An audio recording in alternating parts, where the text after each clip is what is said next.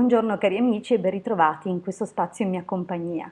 L'argomento di oggi è la legge del settenario. Avrete visto che in altri video ho parlato di altre leggi e leggi in progressione e non a caso sono leggi che sono state esposte con questo ordine proprio perché sono una la prosecuzione dell'altra e ci permettono di andare sempre più a fondo nella realtà non solo fisica ma anche magica e occulta di quello che ci circonda e delle leggi soprattutto che governano la creazione. Abbiamo visto appunto che Ermete Trismegisto nella sua tavola di smeraldo ha dato diversi enunciati, siamo dunque giunti al settimo. Differentemente da quello che ci potevamo aspettare rispetto appunto alle precedenti leggi che erano state appunto esposte anche a livello visivo con un numero di linee corrispondenti al tipo di legge e al numero che sottendeva, in questo caso abbiamo un solo rigo, una legge che si enuncia e si completa in un'unica frase. La frase in questione è in questo modo che il mondo fu creato. Allora, cosa fa questa legge? Intanto sottolinea la veridicità di tutte le 6 leggi precedenti e va ancora a dire come tutto sia un'unica realtà che appunto sottende questo insieme di leggi che abbiamo appunto già esaminato. Cos'altro ci fa comprendere? Intanto, essendo la settima legge, la legge del settenario, possiamo già analizzare il come si compone il numero 7 e per quanto riguarda le leggi precedenti della creazione, quelle che abbiamo già appunto osservato e spiegato, noi abbiamo la somma di 3 e 4. Ricordiamoci che 3 è l'idea, il concetto di ciò che deve essere realizzato, creato, e il 4 è la sua realizzazione, la sua manifestazione, insieme appunto alla forza agente. Abbiamo il positivo, il negativo e il neutro, a cui si aggiunge la forza agente che rende tutto manifesto e concreto. Dunque vi ho fatto qua un disegnino perché vi possa far capire che il 7 si può ottenere appunto con diversi disegni. In questo caso abbiamo l'idea, cioè il manifesto che porta con sé appunto la concezione di di nuovi progetti, il progetto che si manifesta e la manifestazione del creato in divenire. Dunque cosa succede? Cosa vuol dire? A cosa si riferisce questa legge? Ricordiamoci sempre che dove abbiamo il 4 o comunque la forma quadra, abbiamo sempre davanti il nome sacro del Yod He Vav He. In questo caso abbiamo le due He che lavorano in antitesi. Una manifesta e rappresenta il polo positivo e l'altro il polo negativo, cioè uno la distruzione e uno la creazione, e insieme appunto il continuo manifestarsi appunto di questo universo che si avvicenda proprio su ciò che viene distrutto e ciò che viene creato. È un progressivo trasformare, trasmutare distruggere e creare. E questo è la dimostrazione appunto che tutto si trasforma e niente può essere distrutto realmente, ma sono processi disgreganti e aggreganti. Cos'altro comprendiamo noi attraverso la legge del settenario? Si parla appunto delle nozze mistiche. Il 7 è importante anche per altri motivi. La settima casa in astrologia è la casa della bilancia e non è un caso che sia la casa del matrimonio, poiché tutto appunto rispecchia e come dire, conferma quello che è in cielo, così come in cielo, così in terra. Abbiamo visto appunto che tutto alla fine parla e ci indica la stessa verità, se noi sappiamo concatenare e collegare fra sé le varie nozioni, i vari insegnamenti di tutte le tradizioni. Ci deve essere comunque una concordanza. Dunque, che cos'è questo matrimonio mistico? Ma è l'unione dei due opposti, delle due polarità, del positivo e del negativo.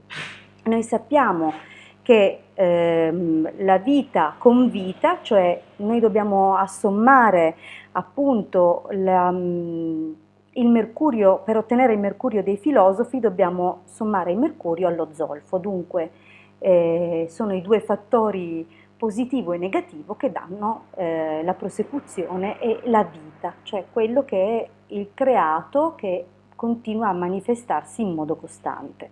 Se abbiamo appunto lo zolfo che è il padre, Mercurio è la madre, dunque abbiamo lo zolfo che è la polarità attiva, il Mercurio in questo caso rimanda alla polarità passiva.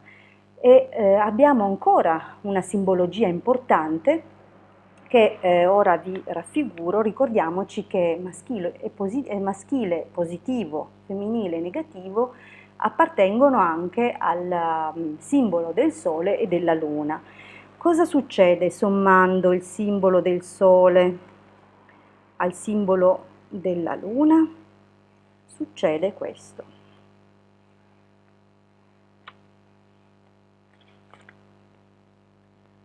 Dove Mercurio è il figlio, Sole più Luna.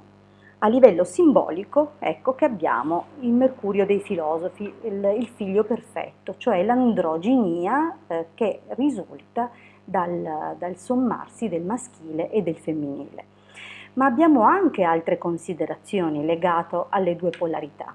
Noi sappiamo che in fisica conosciamo la presenza dell'atomo e dell'antiatomo, dove l'atomo normale ha un movimento sinistrorso e l'antiatomo invece destrorso. Potremmo dunque definire la presenza di una realtà e di un'antirealtà, in cui nella realtà e la realtà positiva abbiamo un moto che progredisce, no? Una percezione del tempo che scorre verso il futuro, verso avanti nel tempo, mentre l'antirealtà ci dà la sensazione o la possibilità di vivere come se fosse nel passato, cioè già tutto è compiuto e si guarda indietro. Allora, qui si apre una parentesi importante ed è per questo che è possibile dire che tutto è già stato compiuto, tutto viene vissuto contemporaneamente, cioè presente e passato sono parti, scusate, futuro e passato sono insieme sommate quello che definisce il presente, cioè il presente è possibile solo laddove viene sommato passato e futuro. Dunque, che cos'è il presente se non la risulta e se non la possibilità, il potenziale di tutto ciò che appartiene al passato e di tutto ciò che appartiene al futuro? È un punto di vista molto importante e molto particolare ed è questa è la chiave che ci permette di agire in tutti i tempi e in tutto lo spazio. È chiaro che ci sono altre chiavi che consentono questo, ma questa è una chiave strepitosa. In effetti la polarità positiva e la polarità negativa permette la neutralità, la somma dunque di un universo positivo e di un antiverso permette appunto di conoscere questa creazione, questa realtà. Abbiamo comunque altre considerazioni dunque legate a questo matrimonio mistico. E una considerazione importantissima prevede che le due polarità, maschile e femminile, abbiano la stessa intensità e la stessa forza. Dunque non esiste in magia la possibilità che una delle due forze prevalga sull'altra, così come appunto nessun mago riterrebbe un essere umano di sesso maschile superiore a un essere umano di sesso femminile. verrebbe considerata un'eresia proprio perché gli equilibri stabiliscono che le due forze debbano essere di pari intensità seppure di polarità opposta. Dunque ricordiamoci sempre che sebbene abbiano scopi diversi e compiti e ruoli diversi, nessuno è migliore dell'altro, ma vige un perfetto equilibrio e questo è il segreto celato appunto nella legge del settenario. La realtà manifesta il continuo divenire è possibile solo nell'equilibrio delle due polarità, nella valutazione appunto della loro interazione e della loro pari importanza. Non esiste appunto che possa essere, e infatti in magia purtroppo si è saputo, è risaputo che in passato, anche secondo alcune tradizioni, si sacrificassero delle vergini, è considerata un'eresia assoluta per la magia ermetica e per l'alta magia.